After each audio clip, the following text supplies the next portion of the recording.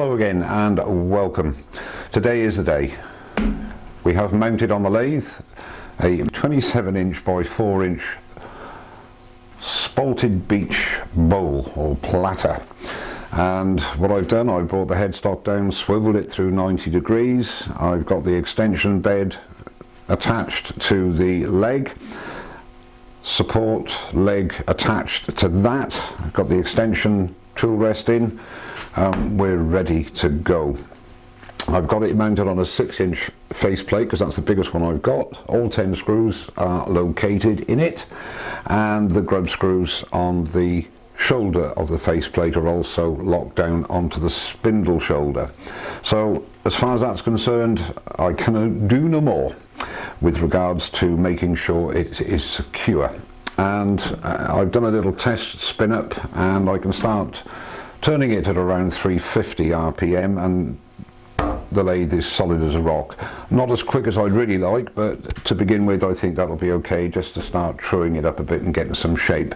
My initial idea was to do an OG, but I think because of the spalting, if that does follow through, as I'm sure it will, then I want that on the outside of the wall. So I'm going to do a traditionally shaped bowl with a recess. I'll put that into the Easy Wood large gripper jaws, then dovetail jaws, so there'll be a mortise and a foot. That's basically my thought process. Before I start turning, 3 shoutouts. Haven't done any shoutouts for a while. A guy called Tony Meadley, Woodturning by Tony Meadley. Tony has subscribed to me for a while now, and he started up his own channel. Got a few videos up there. Go across, subscribe and support Tony in his YouTube woodturning journey. And 2 other guys. Number 1, a guy called Jim Robb, who I met in Harrogate 18 odd months ago, in November year before last, and he very kindly gave me a couple of depth gauges that he'd made. And Jim has actually started up his own channel too, and has a few videos on there. So again, go across to Jim and support him, subscribe to him and watch him develop as he goes through his turning journey on YouTube. And lastly, and by no means least, an old friend stroke subscriber of mine called Andy Paramore. Andy's a Yorkshireman who's now living down in Cornwall, and Andy has finally started up his own channel as well and got a couple of videos already posted.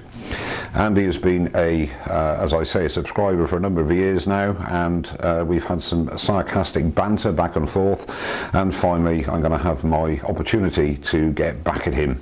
Maybe not in the first few videos, but as time progresses and he puts up more, believe you me, sarcasm will prevail, Andy. Good luck with your journey there too, so go across to Andy and subscribe and support him as well. All 3 links will be in the description below to their channels. Well, without further ado, let's get turning this 27-inch by 4-inch Spalted Beech bowl.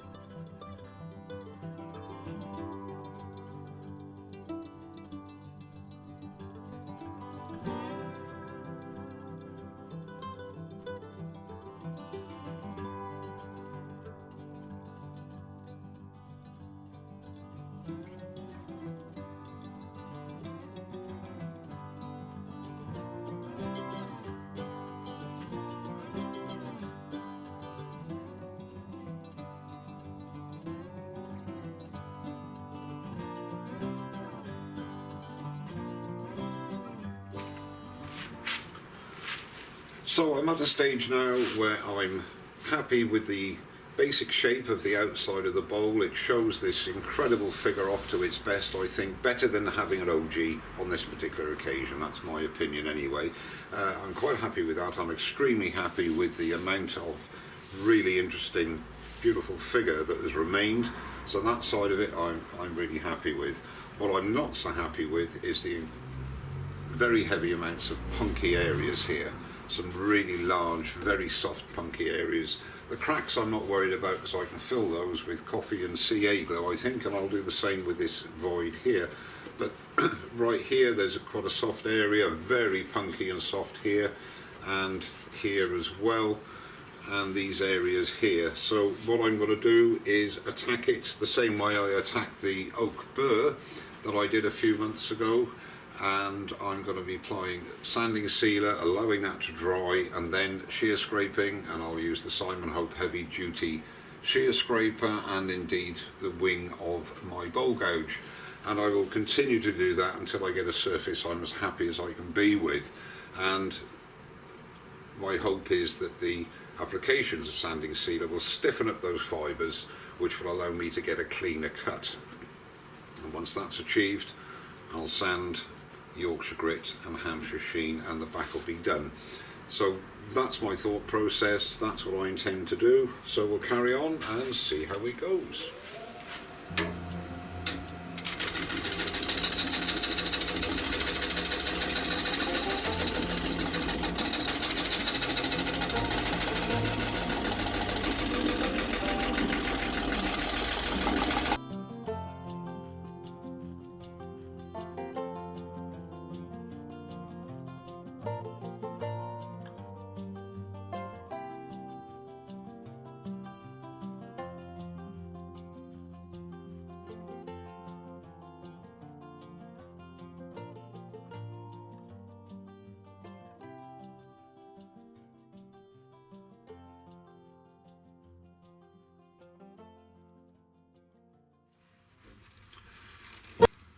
Well, unfortunately, this bowl is going to be over 2 videos, so this is going to be part 1, and part 2 will follow within a couple of weeks, all being well. The punky soft wood, the inclusions, the wormholes that have appeared, and indeed the cracks that need to be addressed are taking longer than I'd anticipated. The main problem is the soft wood, the punky wood. It is absorbing the sanding sealer like a sponge, and you can't rush the drying curing time of that. I want to try and get those fibres as stiff as possible to get a nice clean cut, or as clean a cut as I can get, to give a good surface. So these things take time. One thing I am pleased with is the coffee ground and CA glue that I filled that void in with.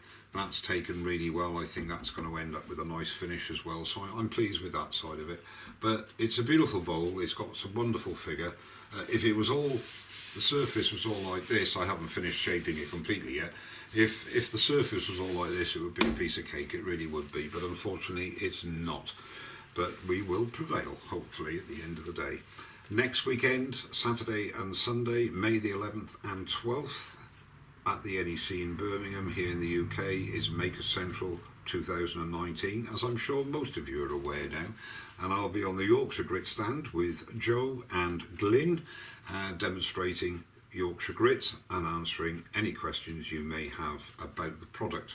If I can't answer the questions, I'm sure Glyn will be able to, and if Glyn can't answer them, I'm absolutely positive that Joe will have the answer. So we look forward to seeing as many of you as possible over next weekend. Also, when you buy a tin of Yorkshire Grit, you'll be given a raffle ticket and entered into a raffle that will be drawn at the end of the weekend, and the winning ticket will win the Mallee Burl bowl that I turned a couple of weeks ago.